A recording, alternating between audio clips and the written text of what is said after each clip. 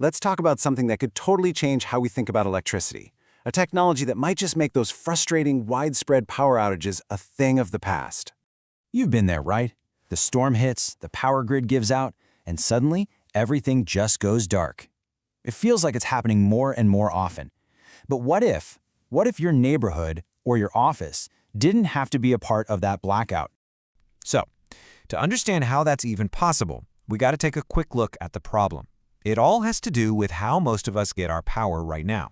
Pretty much all of us are plugged into one massive interconnected system, the main grid. You can kind of think of it like one giant highway. And if there's a problem in one spot, well, it can cause a traffic jam that backs everybody up. That's exactly why one little failure can cause such a huge outage. But here's a wild thought. What if your community could just detach? What if it could pull off the highway and become its own self-sufficient island of power? And that right there is the whole idea behind a microgrid. It's a small, local group of electricity sources and users.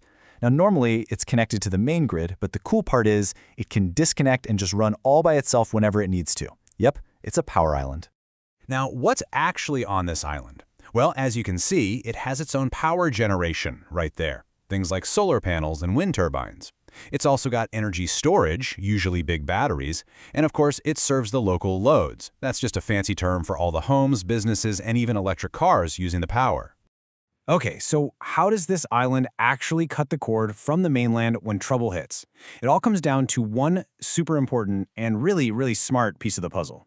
It's called the Point of Common Connection, or PCC for short. But honestly, the easiest way to think of it is as a super fast, totally automatic smart switch. It's like the gatekeeper, standing right between the microgrid and the main grid, and it decides when to connect or when to disconnect. And this shows its most important job perfectly. So, step 1, everything's normal. The microgrid and the main grid are just sharing power. Step 2, whoops, there's an outage somewhere out on the main grid.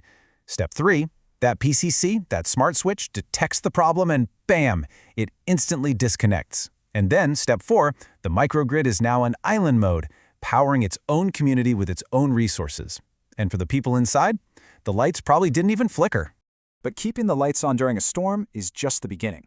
The thing is, microgrids have huge benefits even when the sun is shining and the main grid is working just fine. I mean, it's about way more than just blackouts. They make the whole system more reliable, which gives communities much greater energy security. And because the power is made right where it's used, you don't lose as much over long power lines, which, saves money. They also make it way easier to plug in renewables. A community can even make some money by selling extra power back to the main grid. It's a win-win. The Galvin Electricity Initiative puts it perfectly. Microgrids are all about hitting very specific local goals. Maybe that's maximum reliability for a hospital, or maybe it's all about cutting costs for a business, or even reducing carbon emissions for a whole town. So when you boil it all down, what's the one big idea you should walk away with from all of this? It's this. By bringing power generation closer to where we actually use it, microgrids create a system that's more resilient, more efficient, and just more reliable. It's a simple idea, really. Local power leads to total reliability. And that kind of leaves us with one final question to think about. As we're all looking for smarter, more secure ways to power our lives, think about your own community. Could a microgrid be the key to its future?